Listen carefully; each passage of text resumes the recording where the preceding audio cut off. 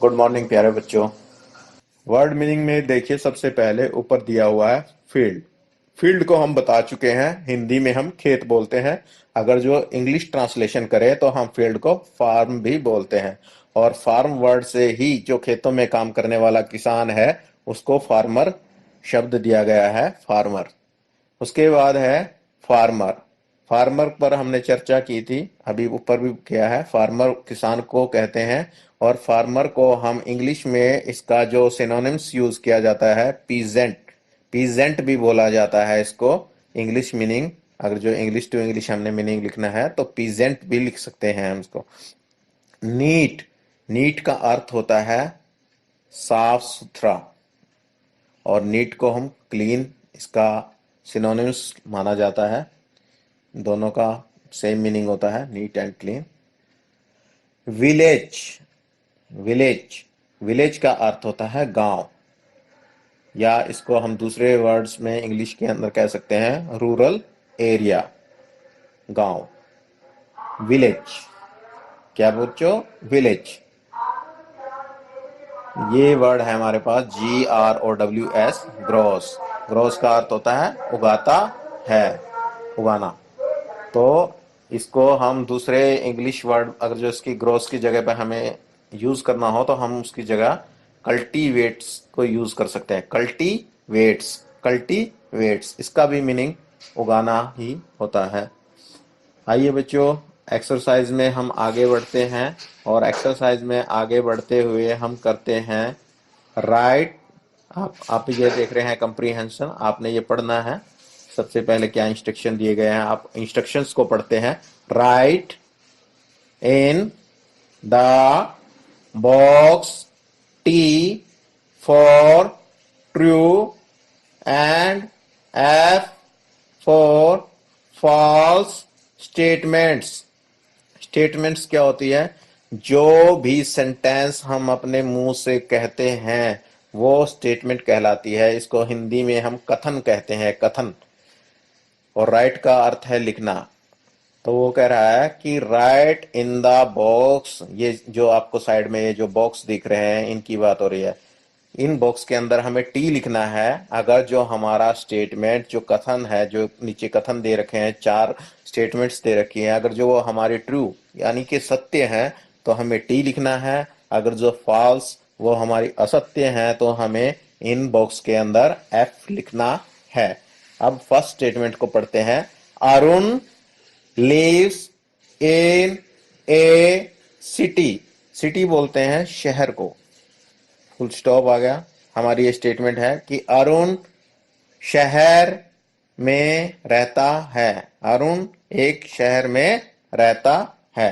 तो क्या अरुण शहर में रहता है? आपने सभी ने पढ़ा कि Arun lives in a village. तो अरुण एक गांव में रहता है। तो इसका अर्थ है कि ये हमारी स्टेटमेंट कैसी है? ट्रू है या फॉल्स? फॉल्स।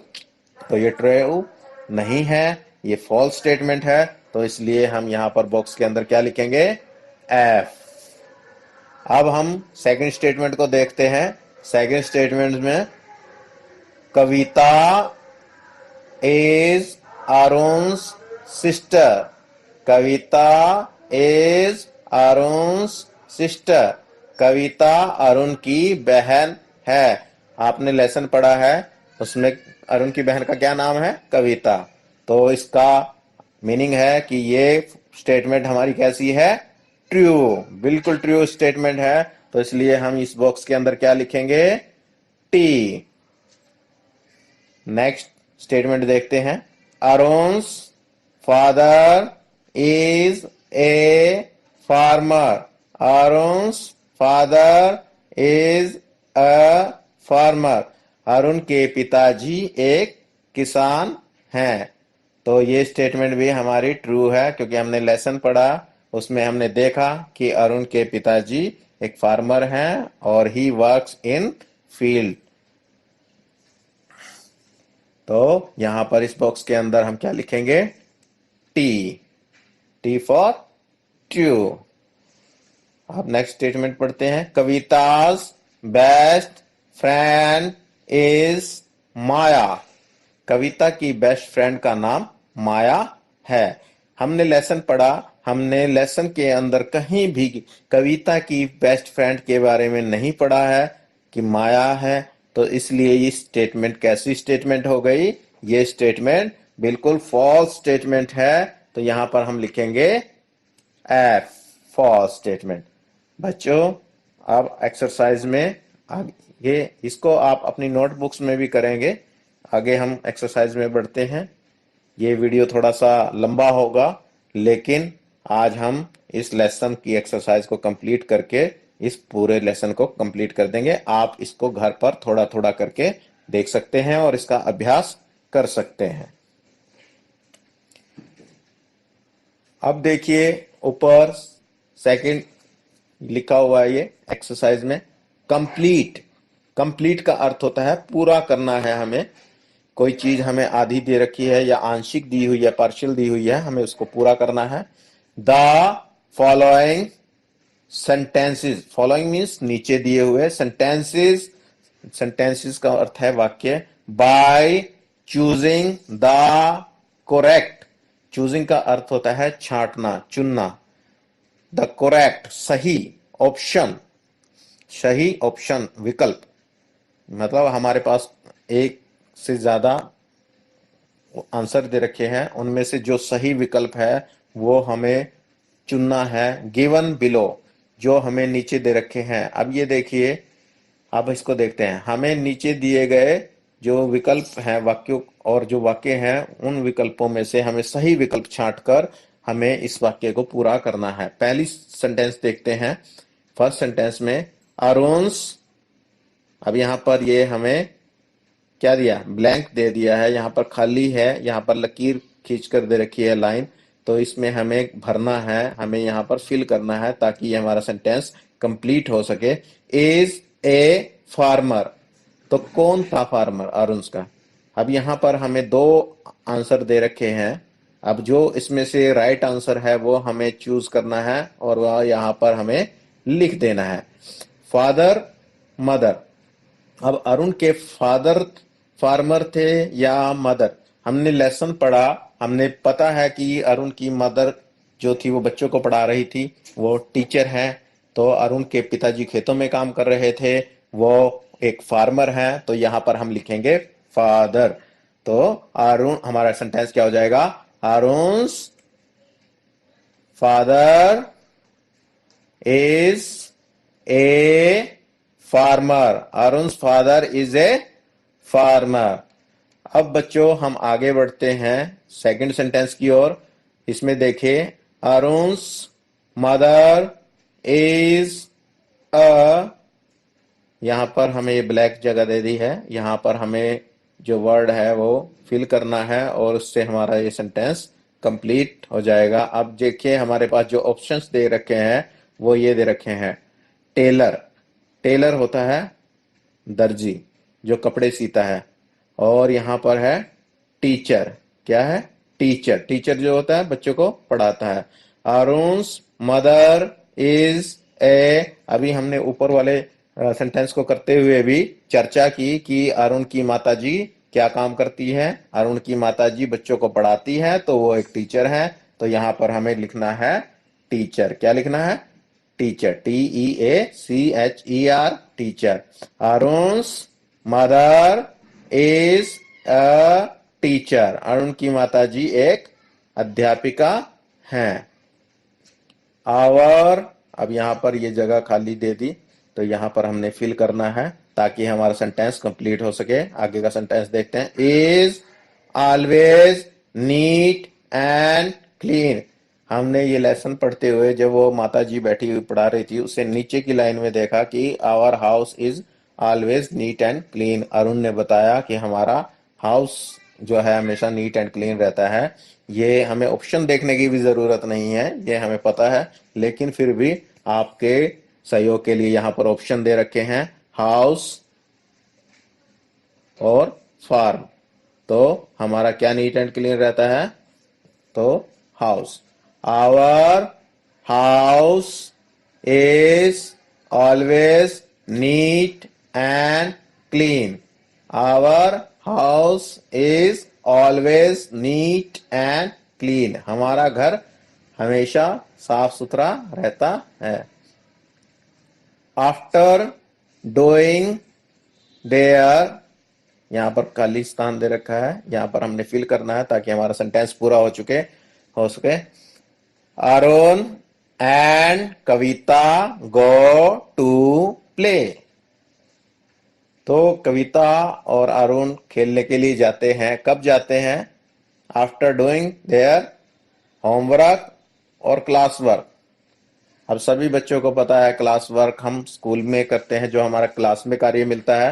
होमवर्क क्या होता है? जो हमें होम यानी कि गृह कार्य बोलते हैं हिंदी में हम इसे, जो हमें घर से करने के लिए कार्य दिया जाता है, उसको हम होमवर्क कहते हैं। अब सभी बच्चे यहां पर क्या लिखेंगे? Homework. After doing their homework Arun and Kavita go to play, तो कविता और अरुण खेलने के लिए जाते हैं। अब आगे एक्सरसाइज में आगे बढ़ते हुए देखें। आंसर, आंसर का अर्थ होता है उत्तर। द फॉलोइंग, फॉलोइंग मीन्स अभी ऊपर बताया था, नीचे दिए गए क्वेश्चंस, नीचे दिए गए क्वेश्चंस का उत्तर देना है हमें। How old is Arun, Arun कितने साल का है? तो हमने बताया था, लेसन में हमने पढ़ा, अरुण कितने साल का है? ही इज 8 years old, तो इसका आंसर हो जाएगा Arun is 8 years old। Second question है हु इज कविता, हु का मीनिंग होता है कौन, कविता कौन है? तो कौन है कविता? अभी हमने ऊपर भी पढ़ा था पीछे जब हमने ट्रू फॉल्स किए थे। कविता इज अरुण सिस्टर, तो कविता अरुण की बहन है। Kavita is Arun sister, Kavita is Arun sister, Kavita Arun की बहन है। In which class do Arun and Kavita study, Arun और कविता कौन सी क्लास में पढ़ते हैं? तो अरुण 3rd क्लास में पढ़ता है, हमने जब लेसन पढ़ा था।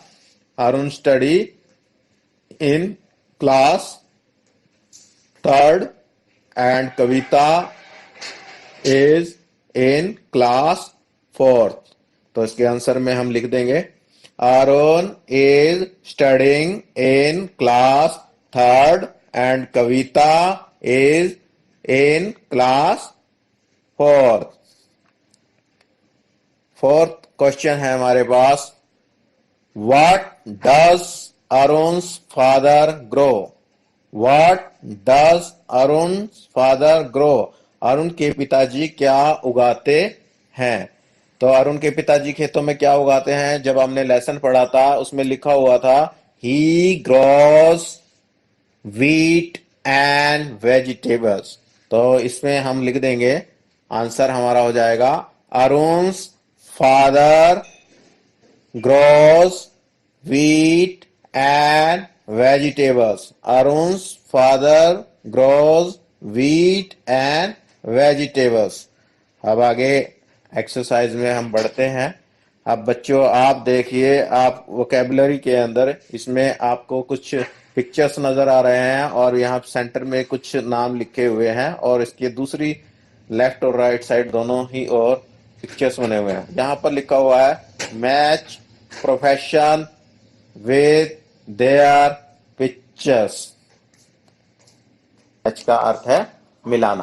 प्रोफेशन, प्रोफेशन होता है जो हमारे काम होते हैं, जैसे आपके पापा जो भी काम करते हैं, कोई बिजली का काम करता है, कोई रिक्शा चलाता है या कोई ड्राइविंग करता है, तो इस तरह से ये जो होते हैं हमारे प्रोफेशंस होते हैं।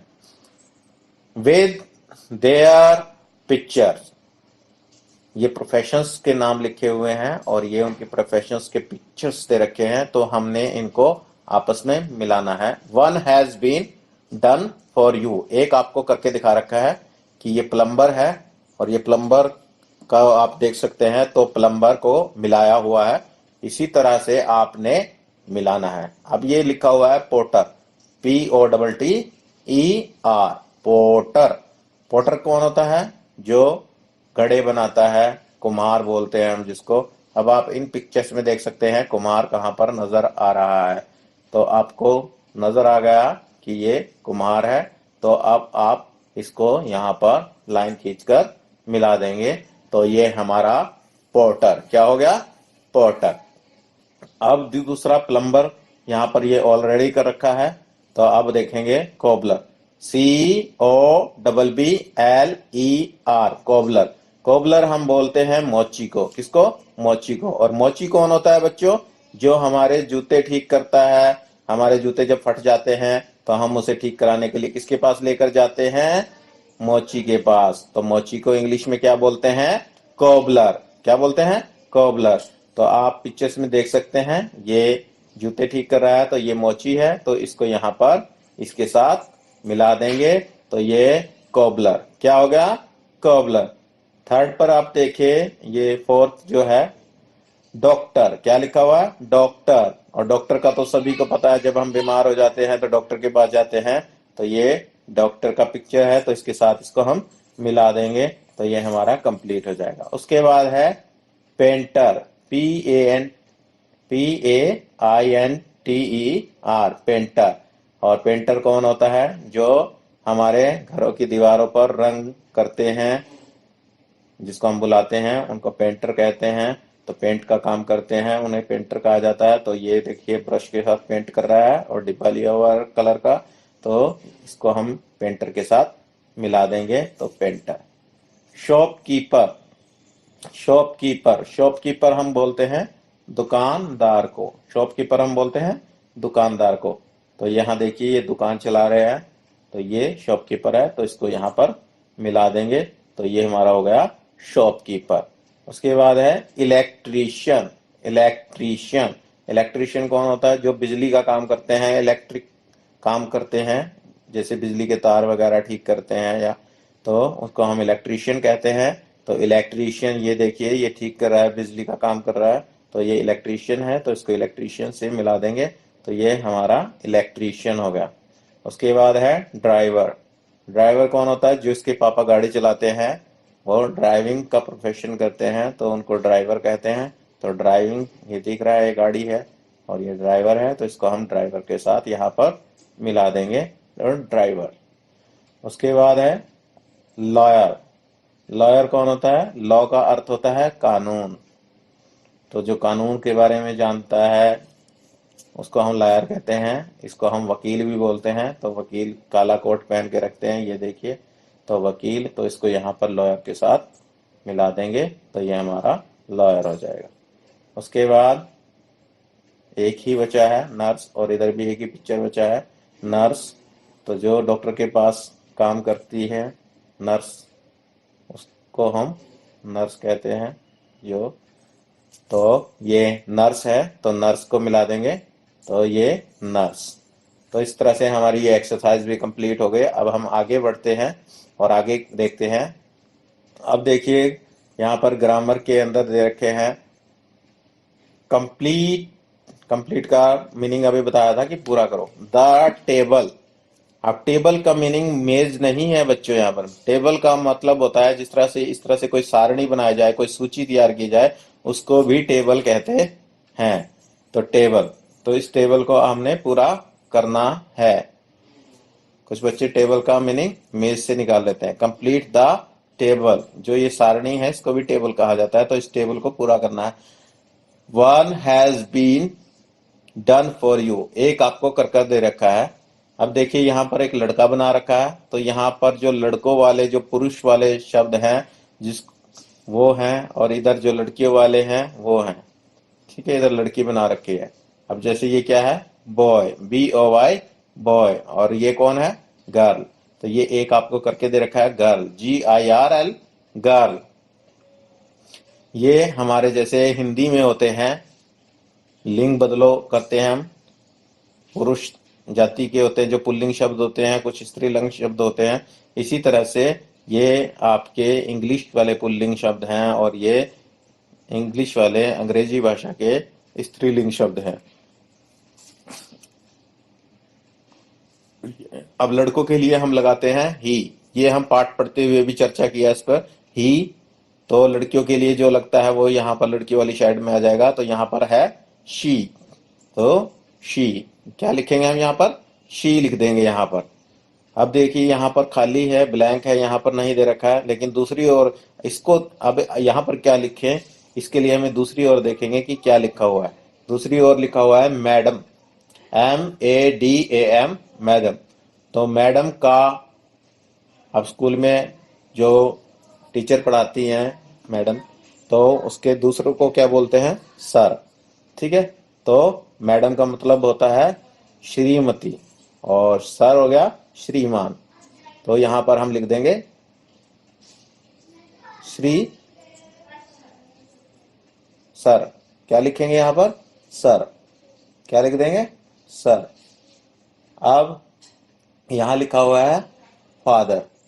फादर का क्या होता है? फादर, और फादर के साथ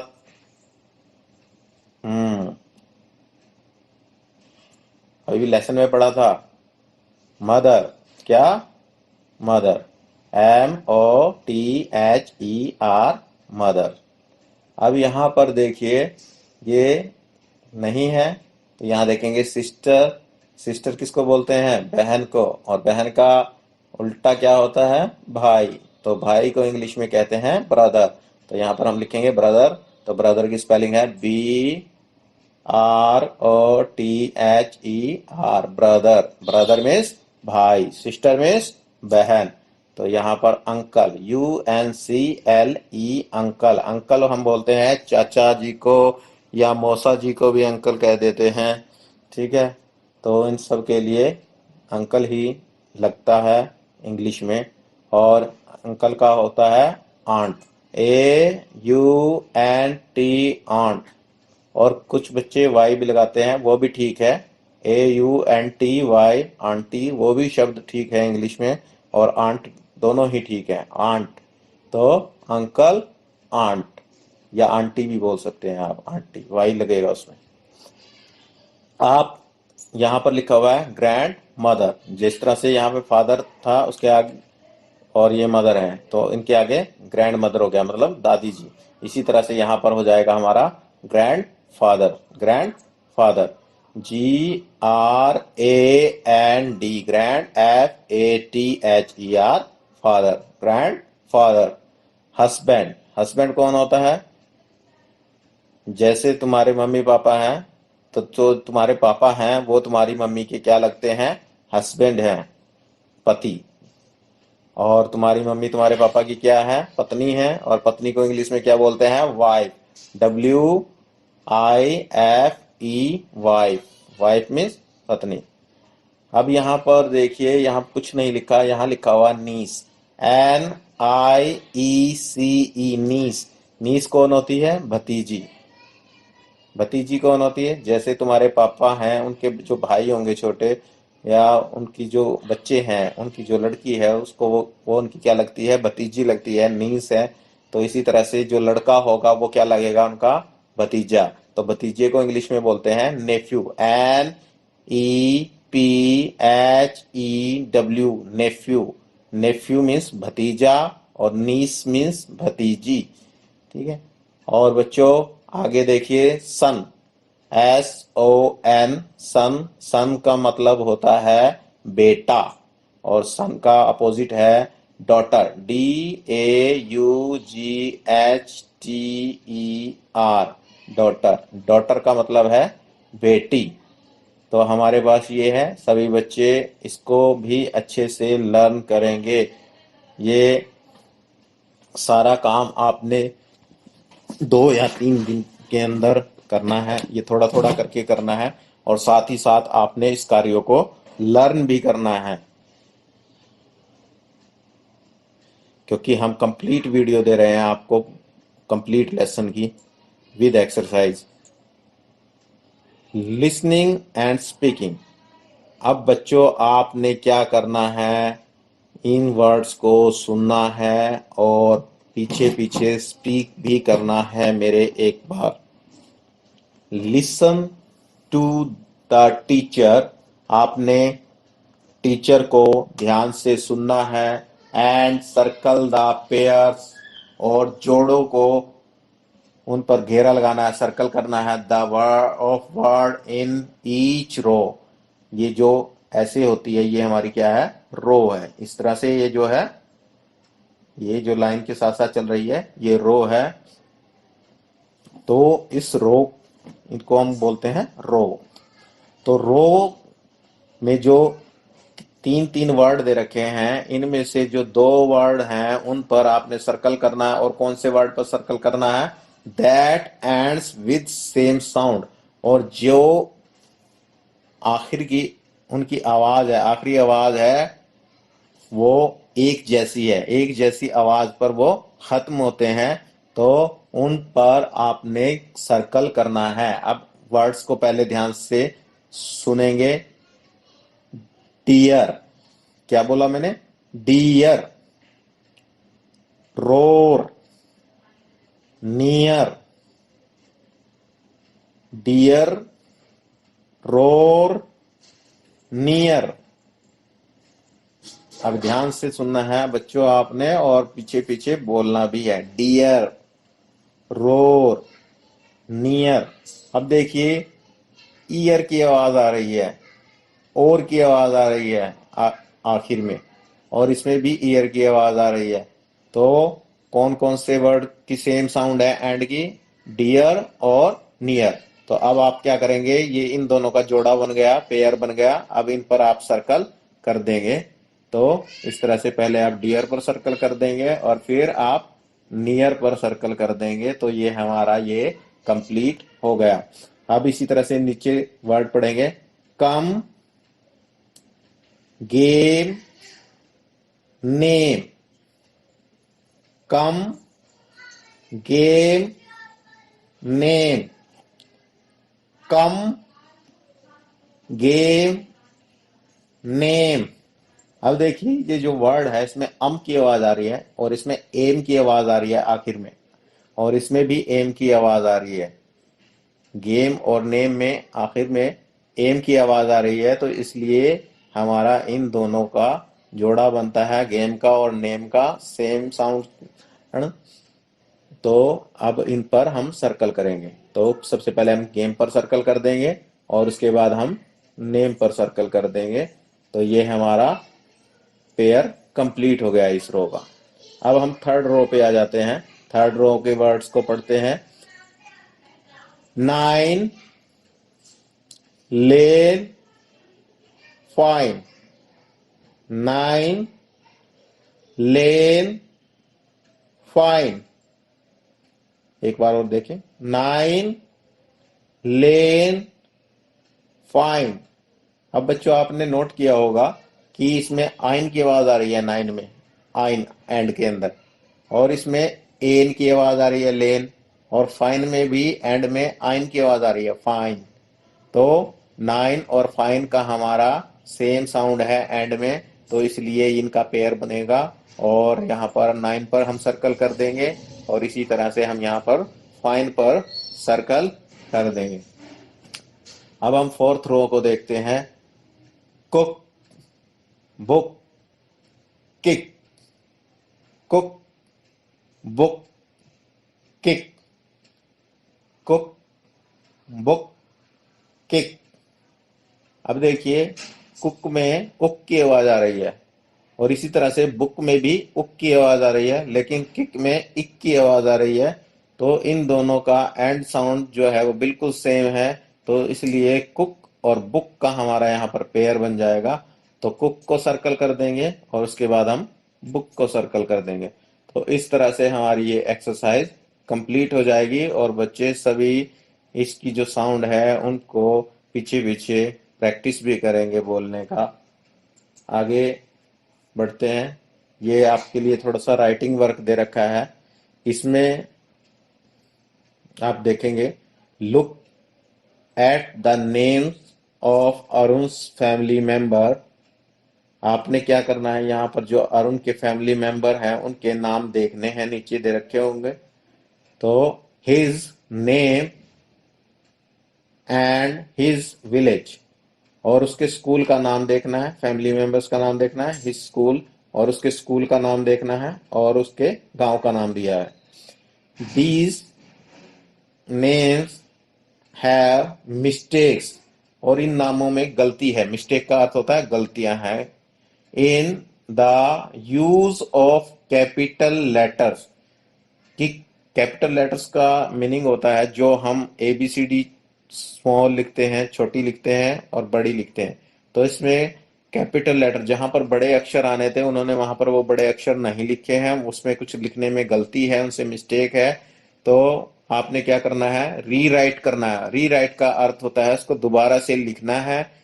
these name correctly in the space given, जो आपको लिखने के लिए करेक्ट स्थान दे रखा है, करेक्ट लिखने के लिए जगह, उस पर आपको उन नामों को दोबारा से लिखना है। अब देखिए, यहाँ पर ये जगह दे रखी है लिखने के लिए, ऊपर लिखा हुआ है करेक्ट, आपने यहाँ पर करेक्ट करके इसको सही से लिखना है।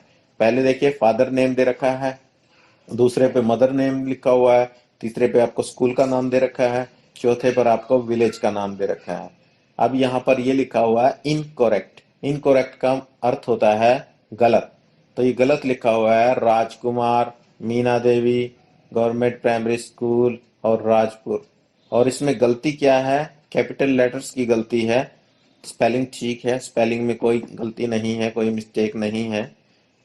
फादर, मदर नेम, ये एक व्यक्ति के नाम हो गए, स्कूल एक स्थान का नाम हो गया, और इसी तरह से एक विलेज जो है वो भी एक स्थान का, एक जगह का नाम है। तो ये जो हमारे किसी स्थान का या व्यक्ति का जो जगह का नाम होता है, जिस तरह से हम हिंदी में करते हैं संज्ञा, इंग्लिश में हम नाउन करते हैं, तो प्रॉपर नाउन है। प्रॉपर नाउन में क्या होता है कि हम जो भी प्रॉपर नाउन होता है वो हमेशा कैपिटल लेटर से लिखे जाते हैं, जो नाम होते हैं। तो इसलिए हम यहाँ पर फादर्स नेम में राजकुमार है तो इसका आर बड़ा करेंगे और कुमार का के बड़ा करेंगे, तो यहाँ पर इसको ठीक करके लिख देंगे आर राजकुमार, राजकुमार। और इसी तरह से मीना देवी में हम क्या करेंगे, मीना का एम और देवी का डी बड़ा करके लिख देंगे, तो हमारा ये जो है, जो इसमें मिस्टेक थी वो ठीक हो जाएगी। इसी तरह से स्कूल के नाम में हम गवर्नमेंट का जी बड़ा कर देंगे और प्राइमरी का पी बड़ा कर देंगे और स्कूल का एस बड़ा करके लिख देंगे, तो हमारे पास गवर्नमेंट प्राइमरी स्कूल इस तरह से हम लिख देंगे, तो हमारा ये जो ये मिस्टेक था वो ठीक हो जाएगी। इसी तरह से हमारे जो विलेज का नाम दे रखा है, तो विलेज के नाम में राजपुर है, तो राजपुर का हम क्या करेंगे, आर बड़ा करके लिख देंगे, तो R A H J P U R, Rajpur. तो ये हमारा मिस्टेक जो है वो ठीक हो जाएगी। अब बच्चों देखिए, राइट इन योर नोटबुक, आपने अपनी नोटबुक में लिखना है अबाउट टू और मोर पर्सन, दो या उससे ज्यादा व्यक्तियों के बारे में आपने लिखना है, as in the example given below. और ये आपको एक उदाहरण दे रखा है कि किस तरह से आपने अपनी नोटबुक में लिखना है। ये नहीं लिखना आपने इस तरह से, ये सिर्फ समझाने के लिए दिया हुआ है आपको कि आपने इस ढंग से लिखना है। आपने क्या करना है, आप पहले नाम, जैसे नाम है, हम किसी व्यक्ति का नाम पूछ लेंगे और नाम लिख लेंगे। जैसे यहाँ पर नेम दे रखा है राजकुमार। ऑक्यूपेशन, ऑक्यूपेशन क्या होता है, ऑक्यूपेशन वो होता है जो प्रोफेशन किए थे अभी हमने, जो कोई काम करता है वो उसका ऑक्यूपेशन होता है। ऑक्यूपेशन में हम, जैसे ये पता लग रहा है चित्र को देखकर भी, पिक्चर को, कि ये खेती करते हैं, तो ये किसान है, फार्मर है। इसी तरह से कोई पेंटिंग का काम करता है तो वो पेंटर लिख देंगे आप, कोई इलेक्ट्रिसिटी का काम करता है तो इलेक्ट्रीशियन लिख देंगे आप, कोई ये नल वगैरह फिटिंग करने का काम करता है तो उसको आप प्लम्बर लिख देंगे। तो यहाँ पर आपने उसका ऑक्यूपेशन लिखना है। उसके बाद आपने एज पता करनी है। अब जैसे ये 45 है, 45 साल की एज है, इसी तरह से आपने उनकी एज लिखनी है। 40 है, 30 है या 35 है, जो भी एज है वो आपने यहाँ पर लिखनी है। उसके बाद प्लेस, कौन सी जगह पर वो रहते हैं, कौन से स्थान पर रहते हैं। जैसे ये रोहतक में रहते हैं तो यहाँ पर रोहतक लिख दिया गया। तो सबसे पहले आपको कुछ बेसिक इंफॉर्मेशन लिखनी है। उसके बाद सेम इसी तरह से, क्योंकि सेंटेंस के अंदर कोई ज्यादा परिवर्तन नहीं है, सिर्फ इन बेसिक इंफॉर्मेशन का ही डिफरेंस है और कोई ज्यादा डिफरेंस नहीं है। इसी तरह से आप फिर सबसे पहले लिखेंगे दिस इज राजकुमार, ये राजकुमार है, दिस इज राजकुमार। उसके बाद फिर हम लिखेंगे, दूसरा सेंटेंस बनाएंगे जो ऑक्यूपेशन को लेके बनाएंगे। He is a farmer, he is a farmer, वह किसान है। फिर इसी तरह से हमने उम्र पूछी तो उम्र लिखेंगे he is 45 years old, he is 45 years old. अगर जो कोई 35 का है, आप यहाँ पर 45 की जगह चेंज करके आपको सिर्फ 35 लिखना है। 35 ईयर्स ओल्ड इस तरह से हो जाएगा आपका, ही इज 35 ईयर्स ओल्ड। अगर जो आप किसी लेडीज के बारे में लिख रहे हैं तो यहाँ पर थोड़ा सा आपको ध्यान देना पड़ेगा कि ही की जगह आपको शी लगाना पड़ेगा उसमें। उसके बाद अब ये प्लेस है कि वो कहाँ पर रहते हैं, ये लिख सकते हैं हम, he lives in Rohtak, he lives in Rohtak.